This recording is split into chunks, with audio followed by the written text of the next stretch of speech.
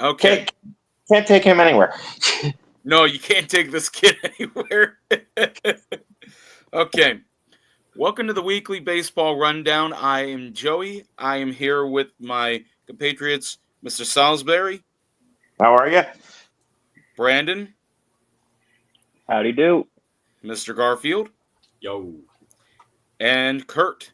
Hey, y'all. So we're going to start off with our main man over here, Mr. DeJesus. He's going to talk to us about the White Sox, and he will lead off for us tonight.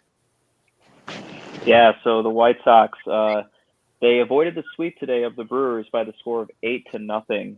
And Luis Robert actually did something today. He went 2 for 4. He drove in 4 runs. He got an RBI single in the first inning, and then he got a 3-run double in the seventh inning, which made it 8-0. They shut out Milwaukee, like I said.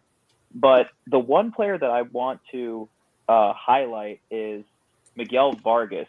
Now, before this game, I did not realize this. In his last 9 games, Miguel Vargas, who we got in a trade with the Dodgers, I think we got him in the Michael Kopech deal.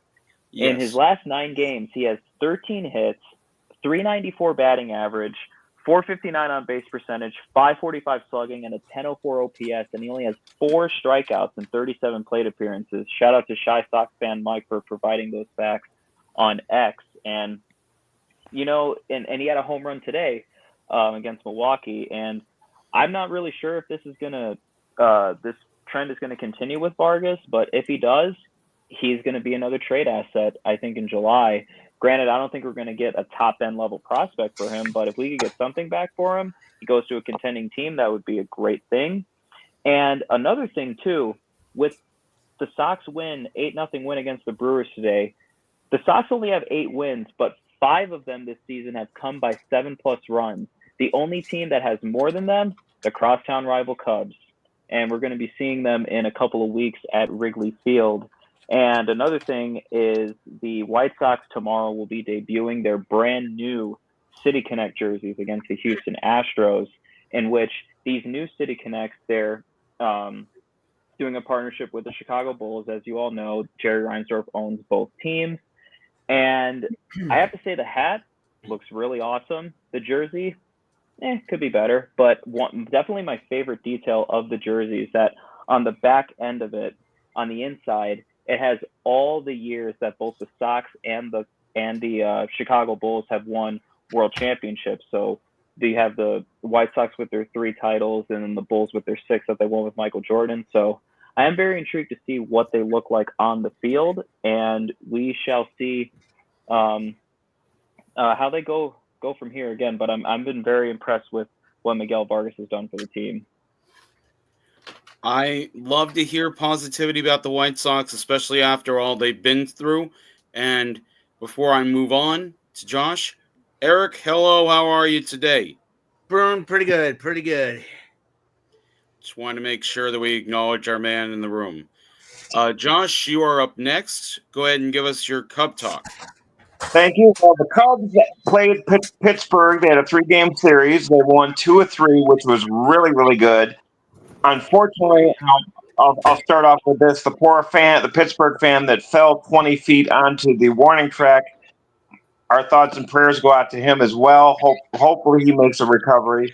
But that kind of shook the game up last night. But again, the Cubs won 2 of 3, and what I'm seeing more and more is a lot of, I don't know if you call them simple mistakes or just basic baseball mistakes. A lot of errors that shouldn't be really happening with this level of play that these guys are capable of.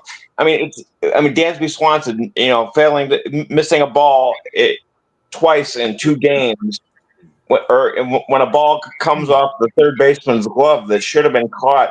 They need to work on the little things to get their. I mean, their offense is good, their defense is good, but it's little things that makes them lose leads like they did last night. Fundamentals. You go through them in spring training and everything else. And you're absolutely right. Little things lose big games, especially as going forward. The Cubs still are in first place at 19-13, but That is a massive thing. If they're going to play that way and lose by Yeah. small margins, and that's going to cost us. I mean, it caught.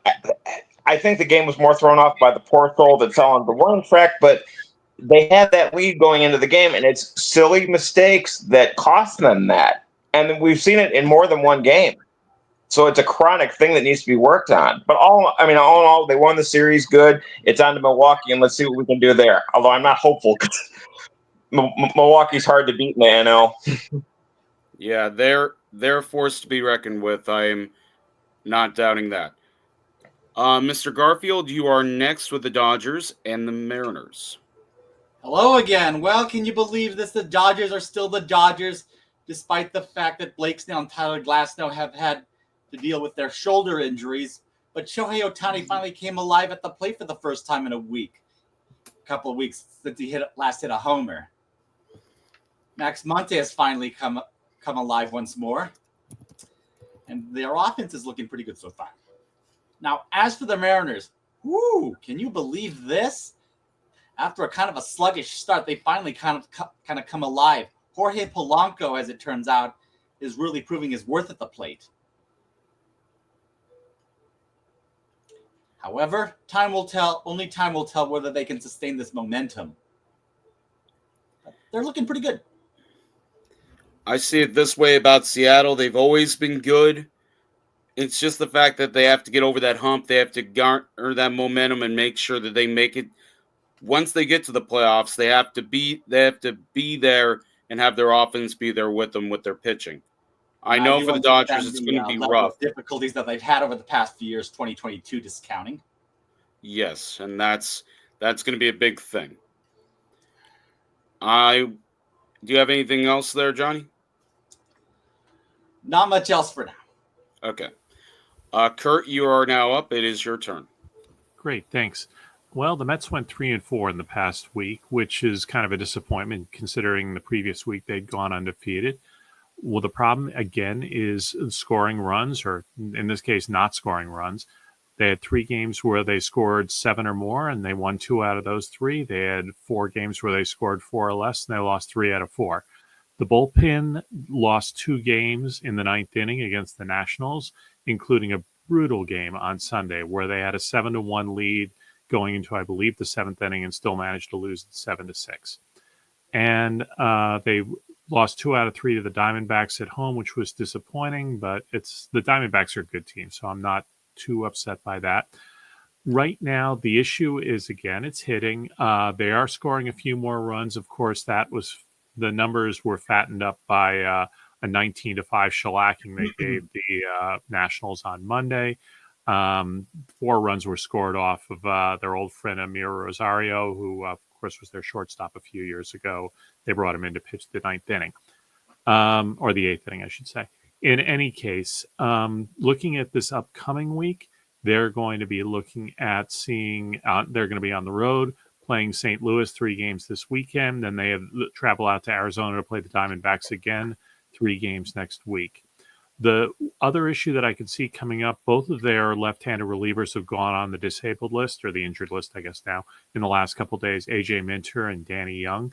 I'm not sure how much they have to replace those guys with. Keeping fingers crossed that they're going to be able to manage. Brett Beatty, they finally sent him back down to AAA to see if he can figure out how to, I don't know. He just may wind up being a great AAA player and not be able to hit in the big leagues. I don't have any more explanations for it. The good news is Juan Soto hit a couple of solo dingers today, so at least he's starting to turn it around. He'll hit. We know that. That's not an issue. So fingers crossed that this upcoming week will be better than the one just passed. Okay, well, another thing with the Mets is you got to have a guy, because there's no such thing as Loogie, which was a lefty-only guy who came in to face one left-handed hitter. Now you got to have guys who are willing to play the percentages.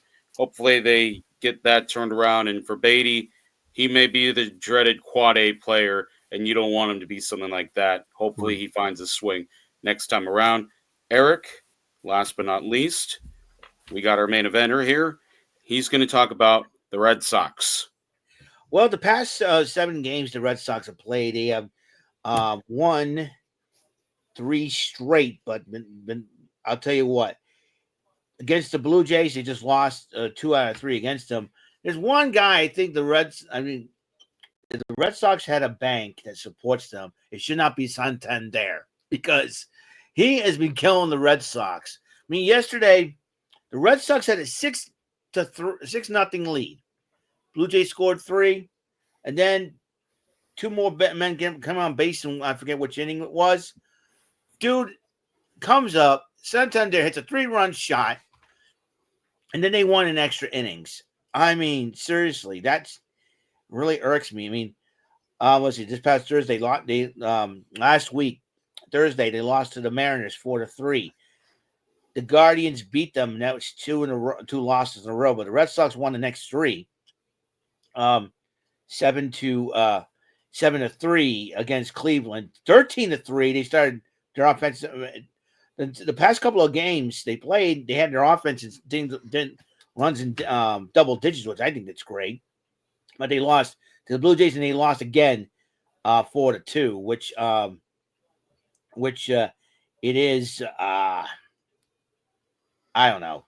It's not. They're up and down, but they got 3. They're going back home, 6-game homestand, 3 against the Twins, 3 against the Rangers, and then going out on the road against the Royals for a 3-gamer, and Detroit for a 3-gamer for the rest of May. Then back home at Fenway, interleague play once again against the Atlanta Braves, and then the New York Mets, which is going to be a lot of fun series. And look at the standings. Despite what the Red Sox have been through, it impresses me that they end up in. That they ended up in, second place. If I can get to the standings, please. Okay, thank you. Let's say they're behind 2 games behind the Yankees,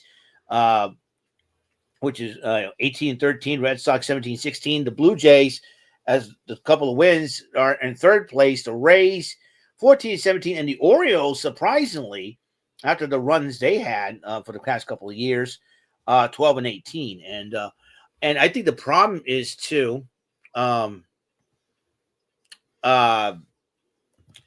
Buehler is back in Boston, needing to be checked out with his shoulder. So I'm hoping that he's okay. I'm very, very concerned about that. So because we just got Giolito back, and we just got Brian Bayo back. So, and Garrett Crochet seems like he's human a little bit. So if Walker Buehler goes down, somebody's going to have to step up for him in that rotation. So I don't know who could be the guy that would step up for Buehler. But one thing is for sure, the Red Sox offense starting to get better. But I'm going to give a shout out to Dalton Varsho. The dude, Jerry Duran hits a fly ball center field. Dude stumbles, looks back, goes a little behind the back catch. I'm like, if that ain't a web jet, I don't know what that is, man. I mean, even though I'm a Red Sox fan, I was impressed with that catch. Like, you stumble and go like this, still catch the ball. And the pitcher's reaction was fun. Like, he got it. I had to admit, that was a fun play. So, Dalton Varsho, he's another guy that has been haunting the Red Sox too, with the bat as well. So, Red Sox need to find a way to shut down some of their killers, so to speak, if they even have a chance to win the American League East. I know the Yankees can be a tough team but some of these players have been killing the Red Sox. I don't know. So we'll see what happens. Sounds like each of these teams has been having another quick runaround on this rundown. I do have time for 2 more questions, and this question is going to be picked out here. For each one of you, who is your favorite baseball player of all time? Doesn't have to be for your team. Could be any player. Who is your favorite player, baseball-wise, of all time? And I'm going to start with Josh this time. Then we're going to go Brandon, then Johnny, then Kurt, and then Eric again. Well, even though he played for the Cubs, I still have to. I would have to say Ernie Banks would be my favorite one, just because 2 things. He stayed with the Cubs his entire career, which nowadays you really don't do. I mean, which probably limited him at the same time. But he's famous for a quote that if you do what you love, you never work a day in your life, and that is 100% correct. He did what he loved his whole career. It wasn't even a career for him. And Ernie Banks truly was Mr. Cub, and Absolutely. I understand that feeling of him being one of your favorite players, baseball wise. Brandon, who was your favorite baseball player? My favorite baseball player of all time is Jim Thome. I first became a fan of Jim Thome. It's kind of interesting. I was playing Major League Baseball 2K5, and I just wanted to pick a random team. I picked the Phillies, and he's the reason why I became a Phillies fan, because I think I was playing one of my brothers, or may have been against the computer. I'm not sure, but I hit 3 home runs with Jim Thome in that game, and it was a year later. It was right after the White Sox won the World Series. He signed with the White Sox, and I went absolutely crazy. And he was with the White Sox for 3 years. I got to see him a couple of times at US Cellular Field live, and it was a really cool experience. And I know that he helps coach his son's high school team in Illinois, and he will always be my all-time favorite player. And I have a bobblehead of his, which I got back in 2018 when the White Sox were honoring him when he got inducted into the Baseball Hall of Fame, first ballot Hall of Famer, and he really is one of my all-time. He is my all-time favorite player, and he really is one of the true good guys that baseball has had in quite some time. And 612 home runs, never once touched a needle. That's what I like about Jim Thome as well. He was absolutely 100% clean baseball player. Top 10 in home runs all time. Exactly. That's why he's so great, and I think he's a good pick. Johnny, go ahead and let's hear your favorite player. Believe it or not, mine's a two-way tie. Ken Griffey Jr. and Ichiro. The talent that those both guys exuded, one was a power hitter, the other was more of a contact hitter kind of guy. It was a nice contrast, though, even though up until 2009 they didn't play together on the Mariners. But when they came together in 2009 and 10, it felt like kind of an interesting reunion in a way. It's kind of nice to see Griffey end his career back with us, come full circle with Ichiro. Game recognized game, as they say. There you go. And I think about this fact that if Griffey doesn't go home, he says, to Cincinnati, I think in 2001, they don't win 116 games. They win more than they set the record far and away better than 116 games. Kurt, your favorite player, if you do not mind? Not at all. And I keep my top 5 list in my head, and that includes Curtis Granderson, David Wright, Willie McCovey, and Henry Aaron. But my all-time favorite is a guy who was a star when I first started following baseball, which is, this will give my age away, 1971. So my favorite is Tom Seaver, who was a Mets all-star pitcher then. And I've been a lifelong baseball card collector. So if you see, that is his 1971 Topps card. Oh, wow. Nice. I do have his rookie card, although unfortunately it's not in mint condition. But anyway, Seaver's career was amazing. I mean, he pitched with a so-so Mets team. He ranks 7th all-time in WAR, wins above replacement for pitchers, according to Baseball Prospectus. The only other pitcher from the post-war era that ranks above him is Roger Clemens, who, of course, you have to wonder about his numbers a little bit. But anyway, Seaver had a career that he really could be proud of. The only regret I have is I decided not to go get his autograph when he was doing a signing out here a ways back. And then, of course, a year or two later, it was determined that he had Alzheimer's. So that was unfortunate. But other than that, lots of stuff to be proud of. Oh, Kurt, I'm going to tell you something. Okay. During Mr. Seaver's time with the White Sox towards the end of his career in 1984, he actually won 2 games in the same calendar day, believe it or not, May 8th and 9th. Really? Yeah, the White Sox were playing against the Brewers that wound up going about almost 20 innings, and Seaver was called in to relieve one of the guys, I can't remember his name, but he won that, and then he won the next game, which was scheduled regularly for that day. How about that, huh? Nice. Pretty cool. Yeah. Awesome. He really was one of the. It didn't matter who he pitched for, even when he was pitching for Boston in '86, the year that the Mets would go on and continue the curse. I'm not trying to rub salt in any wounds, but Tom Seaver really was one of the greater pitchers in his era.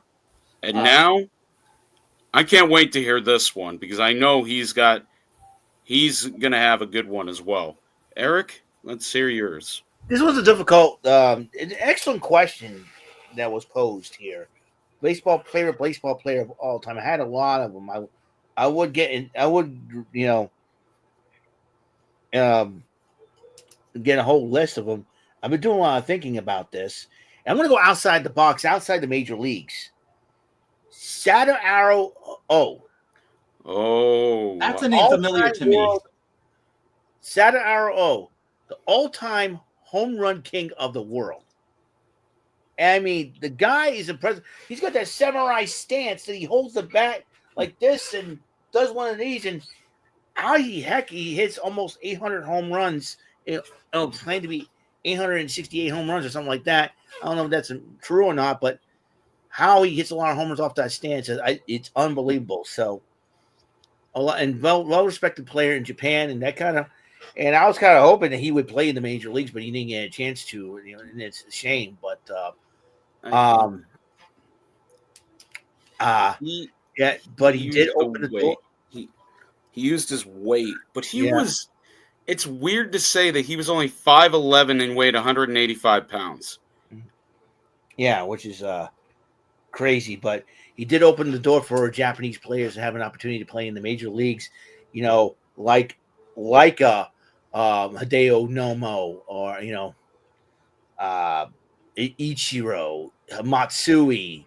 You see guys like Otani now, Seiya Suzuki, Shota Imanoga. You got Yoshinobu Yamamoto. A lot of doors have been open, and believe me, Sadaharu O kind of got even though he didn't make it to the major leagues, he kind of got that foot going of people's love for baseball up in Japan, and I have a lot of respect for him for that. So Sadaharu O is probably my all-time favorite baseball player of all time. As far as in the pitching side, Roger Clemens, because he struck out 20 guys in one game. Who does that? He did it twice. He did it twice. 10 years apart, no less. Yeah, that's even crazy. So, I know whether or not he was on the needle, I'm not going to judge, but I do respect his pitching ability. Strike out 20. Hey, you know what? Having seven Cy Youngs and not pitching no hitter, that's even crazy. And then Nolan Ryan pitches 7 no hitters and without a Cy Young, that's even crazier. So, I'm going to go with those two guys. Well, those are both good picks, and I hate to say this there, Eric, but no wonder Clemens never pitched in Seattle. He hated the Space Needle too. I had a feeling. Wow. Nice one. That was a good one. I have to admit, I remember Space Needle. Okay. I had multiple favorite baseball players, but the one that I think about that comes to mind for me is a guy who was never allowed to play in the major leagues. He was only allowed to play in black organized baseball. Josh Gibson. The Black Babe Ruth. That's what they called him. He faced off against Satchel Paige, and Satchel Paige and him had this legendary rivalry where he'd constantly say, "I bet you can't strike me out, and I bet you can't homer off me." He ended up having like a Campanella-like stance, and it's too bad because he went to go to the movies one night and his life and the lights went down and then they came back up after the movie and he just passed away from a brain hemorrhage at 35. But I think about it this way. He had one of the greatest careers, and now that they recognize those leagues in general, I think a lot of baseball is showing that there's more than one league to be a part of, and there was all these great players that could have done good against or good for. So, and in a special treat, we got about 5 minutes left. I'm going to bring in the man himself because he asked me to. David, he would like to rant a little Oh. bit. Unfortunately, Eric, I'm sorry we're taking Rant and Rave on the road. Rave on the road. Yeah, You've already this is took me out of Mr. Rant. rage before it was over. So. Yeah, he wants to rant Rave some, on the so I'm going to let him take over for a bit. Go ahead, David. I'm gonna talk about the fan in Cleveland. Yeah.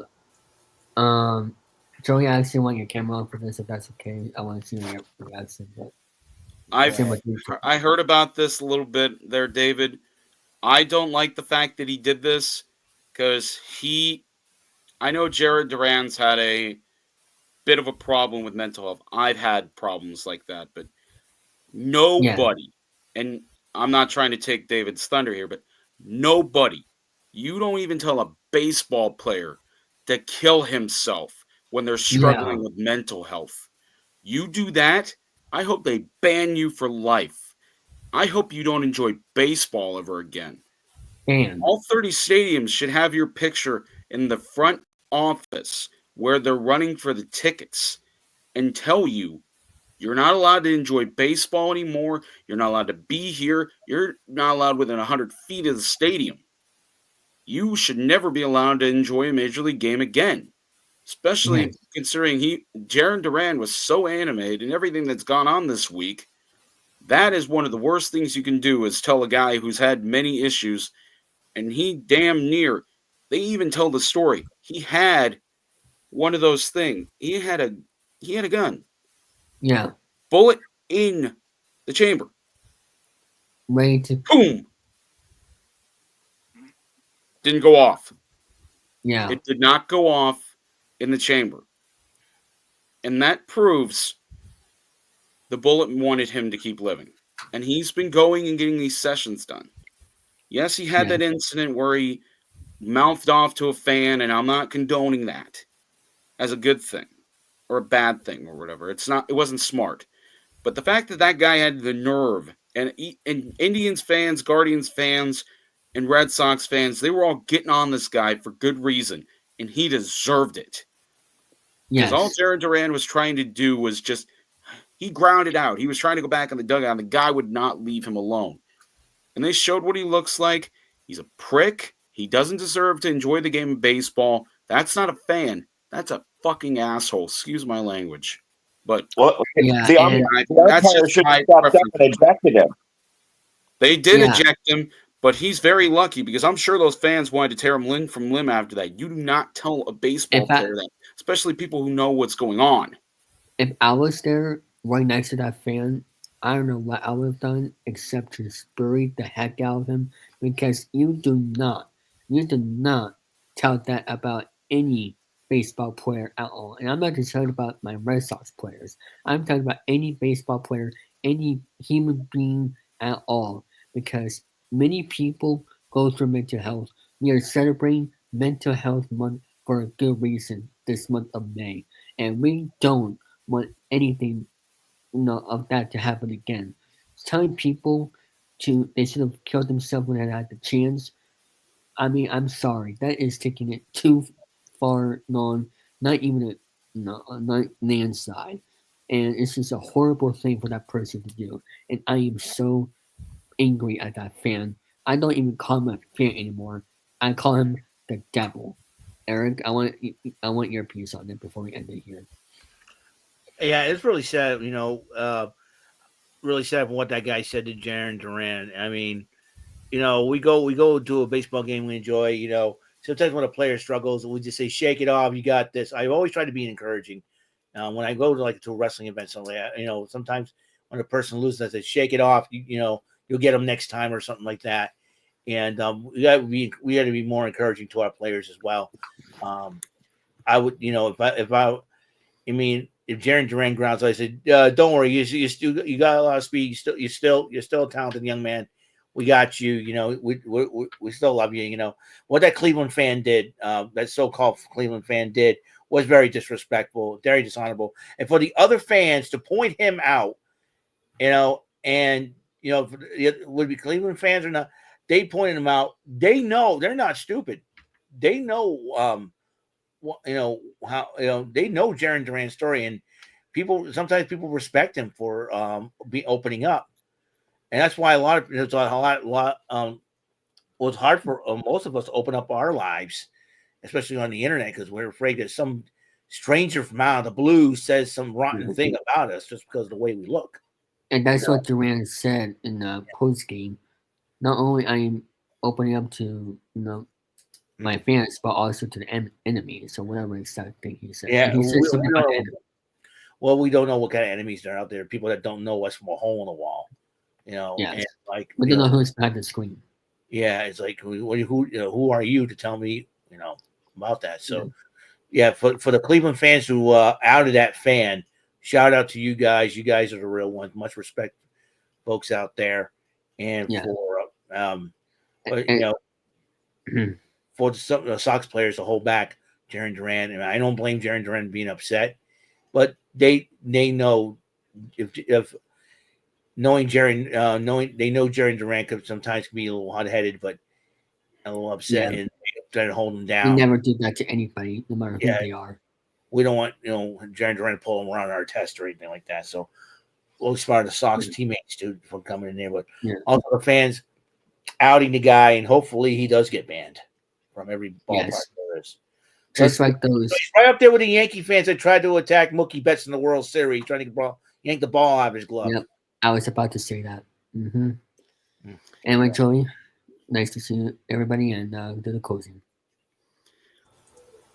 I know this was a very sensitive topic, guys, and I'm sorry that we had to end the show like this, but it has to be talked about. I do say if you are struggling with that type of thing, get help if possible, if you feel that you're able to, and talk to others around you, and make sure that you're letting others know that you're not feeling the greatest. But from everyone here, from Josh, Brandon, Johnny, Kurt, and Eric, thank you all for watching the Weekly Baseball Rundown. We hope you have a wonderful day. And remember, like Eric says, we hope your life hits you a big home run. Good night, everybody. Guys. See ya.